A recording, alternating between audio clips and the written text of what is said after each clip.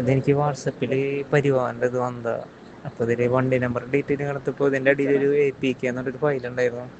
അപ്പോൾ അത് ഞാൻ ഈ സമൻസിൻ്റെ വെച്ചിട്ട് അത് ജസ്റ്റ് ഒന്ന് ഓപ്പൺ ആക്കി നോക്കിയതാ. അപ്പോൾ അത് ഓപ്പൺ ആവണമെങ്കിൽ ഇൻസ്റ്റാൾ ചെയ്യുന്നത് കാണിച്ചു. അപ്പോൾ ഇൻസ്റ്റാൾ ചെയ്തതാ. അപ്പോൾ ഇൻസ്റ്റാൾ ചെയ്തപ്പോൾ അത് ഒരു ടൈമർ പോലെ ഇങ്ങനെ സ്റ്റെക്ക് കാണിച്ചു. അപ്പോൾ ഞാൻ എന്ത് ചെയ്തു, നോർമലായിട്ട് ബാക്ക് അടിച്ചിട്ട് ക്യാൻസൽ ചെയ്തിട്ട് ഇതാക്കി. പക്ഷേ എൻ്റെ അക്കൗണ്ടിൽ നിന്ന് പൈസ പോയി. ഒരു 26,595 രൂപ എൻ്റെ അക്കൗണ്ടിൽ നിന്ന് പിടിച്ചു.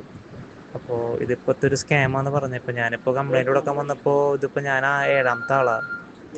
അപ്പോൾ നമ്മുടെ പട്ടിക്കാട് സ്റ്റേഷൻ്റെ പരിധിയിൽ തന്നെ 4 കേസുകളോളം വന്നിട്ടുണ്ട്.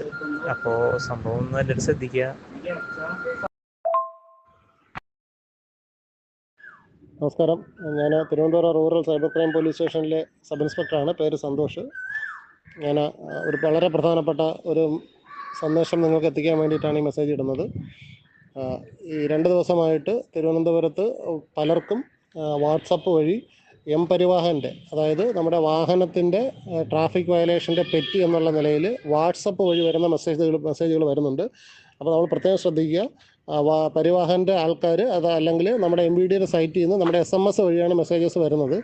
വാട്സപ്പ് വഴിയുന്ന മെസ്സേജിൻ്റെ കൂടെ ഒരു APK, ഒരു ആപ്ലിക്കേഷനും കൂടി, ഒരു ഫയലും കൂടി അയക്കാറുണ്ട്. അത് ഡൗൺലോഡ് ചെയ്യാനാണ് അവർ പറയുന്നത്. ഇത് ഡൗൺലോഡ് ചെയ്തിട്ട എല്ലാ ആൾക്കാർക്കും സാമ്പത്തിക നഷ്ടം ഉണ്ടായിട്ടുണ്ട്. ഈ ഫോണിൽ ഡൗൺലോഡ് ചെയ്യുന്ന ഏത് ഫോണിലാണോ ആ ഫോണിൽ ആക്റ്റീവായിരിക്കുന്ന ബാങ്ക് അക്കൗണ്ടുകൾ, അത് ഗൂഗിൾ പേ ആയാലും അല്ലാതെ ഫോൺ പേ ആയാലും ഇല്ലെങ്കിൽ ബാങ്കുകളുടെ ആപ്ലിക്കേഷൻ ആയാലും അതുവഴി കയറിയിട്ട് അവർ പൈസ എടുത്തിട്ടുണ്ട്. അങ്ങനെ 12,000 രൂപ മുതൽ 1,70,000 രൂപ വരെ പോയിട്ടുണ്ട്. ഇന്ന് റിപ്പോർട്ട് ചെയ്ത 6 കേസുകളിലായിട്ട്. വളരെ സങ്കടകരമായ അവസ്ഥയാണ്. നമ്മളെയൊക്കെ വളരെ സാധാരണക്കാരായ ആൾക്കാർ ബാങ്ക് ലോൺ എടുക്കാനും അല്ലെങ്കിൽ ലോൺ തിരിച്ചടയ്ക്കാനും ശമ്പളം കിട്ടിയ പൈസയുണ്ട്. അങ്ങനെ ഒരുപാട് പൈസകൾ പോയിട്ടുണ്ട്.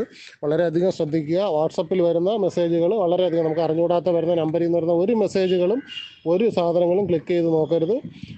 അതുപോലെ തന്നെ പ്രത്യേകം ശ്രദ്ധിക്കുക. ഈ വാഹനത്തിൻ്റെ പെറ്റി SMS വഴി മാത്രമേ വരാറുള്ളൂ. വാട്സപ്പ് വഴി വരുന്നത് മുഴുവൻ ഫേക്കാണ്. എല്ലാവരും ശ്രദ്ധിക്കുക. Thank you.